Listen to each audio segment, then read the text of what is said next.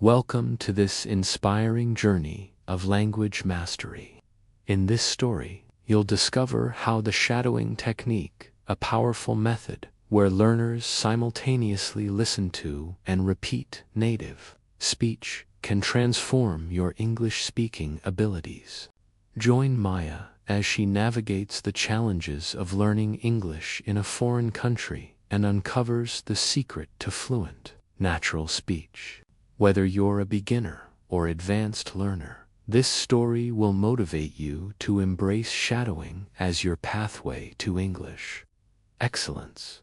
Maya Chen stared at her reflection in the dormitory mirror, her dark eyes filled with determination and unease. Tomorrow was her first day at Columbia University in New York City, her childhood dream since growing up in Taipei. Though she had mastered English grammar and vocabulary, speaking still felt mechanical, like reciting from a textbook. "Why does my English sound so stiff?" she whispered, rehearsing her self-introduction. Each word landed with a practiced precision, lacking the ease she admired in native speakers.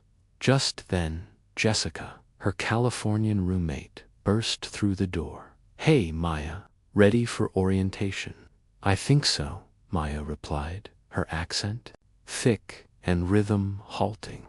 Jessica tilted her head slightly, clearly trying to catch every word. "Your grammar is perfect, but you sound ... formal, like you're reading," Jessica said kindly. "Have you tried shadowing?" Maya blinked. "Shadowing?"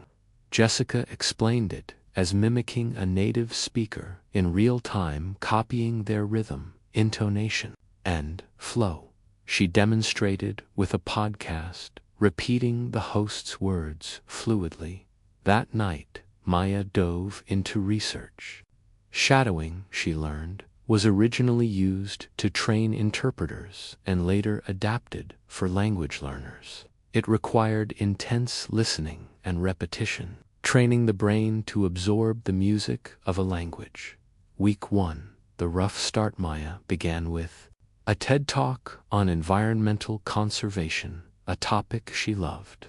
But her first attempts were frustrating. She lagged behind, stumbled over words, and couldn't keep pace. "This is harder than I thought," she muttered, rubbing her temples after a third failed attempt. Still, Maya wasn't one to give up. She remembered her grandmother's mantra: persistence transforms impossibility into inevitability. Instead of trying to shadow the entire talk, she broke it into 30-second chunks, repeating each section until she could keep up. Gradually, she improved. Timing got better. Certain phrases started to feel natural. Week 2, catching the rhythm encouraged. Maya expanded her practice to include news broadcasts, interviews, and casual conversations.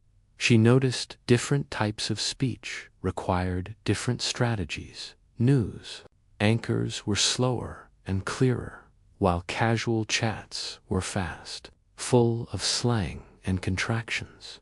One day, while shadowing a BBC report, something clicked. For a full 15 seconds, she synced perfectly with the speaker, matching not just words, but tone, pause, and rhythm. "I did it," she cried, startling Jessica. "How does it feel?" "Like I was channeling someone else's voice," Maya said.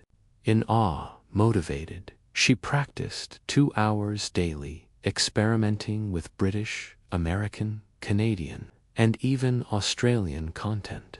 She wanted to train her ear and her voice for every kind of English.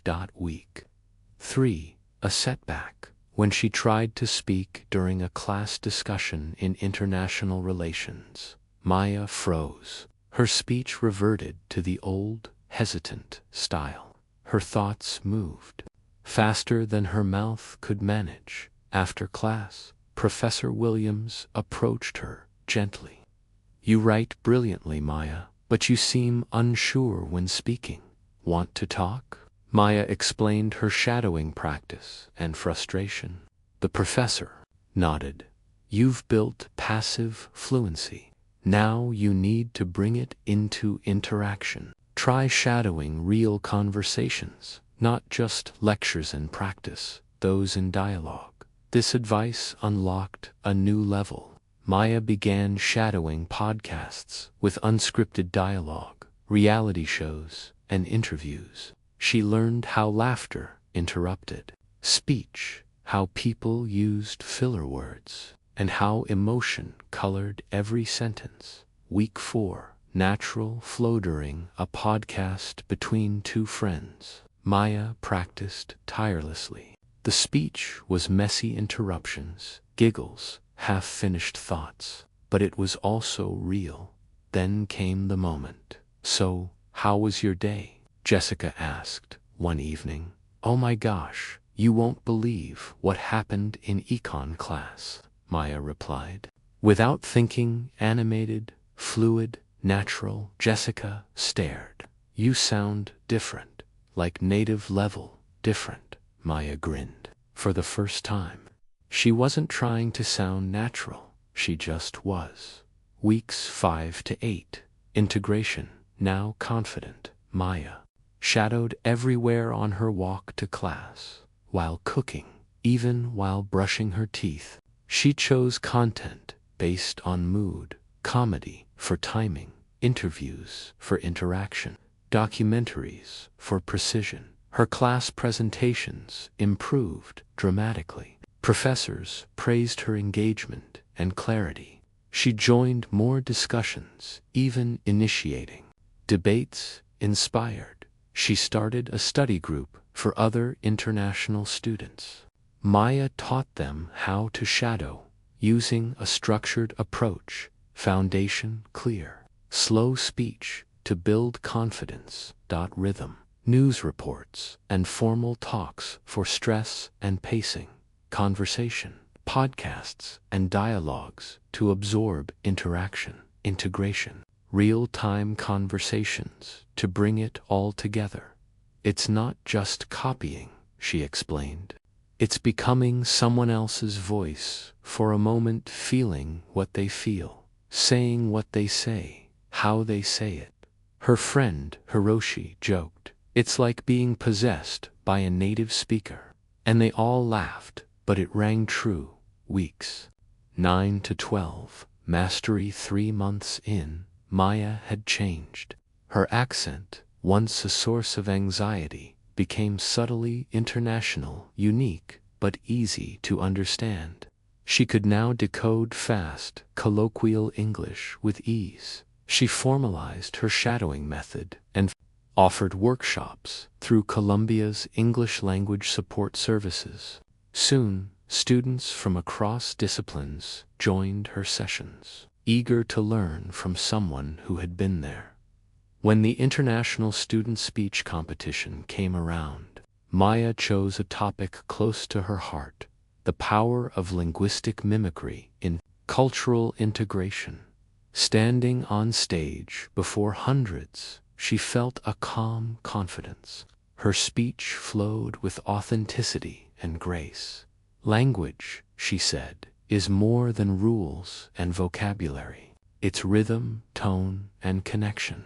Shadowing taught me not just how to speak, but how to feel. Language, to connect with people, not just with words, but with voice, emotion, and intention. The applause was thunderous. Epilogue, a voice beyond borders. Maya's shadowing method was adopted by Columbia's language support programs and later shared at international conferences. She became a successful consultant, helping global teams communicate across cultures. But Maya never forgot that girl in the mirror, unsure, mechanical, afraid. Now, she looked into mirrors all over the world and told her students, you don't have to erase your accent. You just need to find your voice. And the best way to do that is to listen, shadow, and speak until your voice becomes your own. Shadowing hadn't just changed her English, It had changed her life. Thanks for joining Maya on her journey to English fluency through shadowing. Stay consistent, trust the process, and celebrate your progress. Subscribe for more inspiring stories and tips to boost your English skills.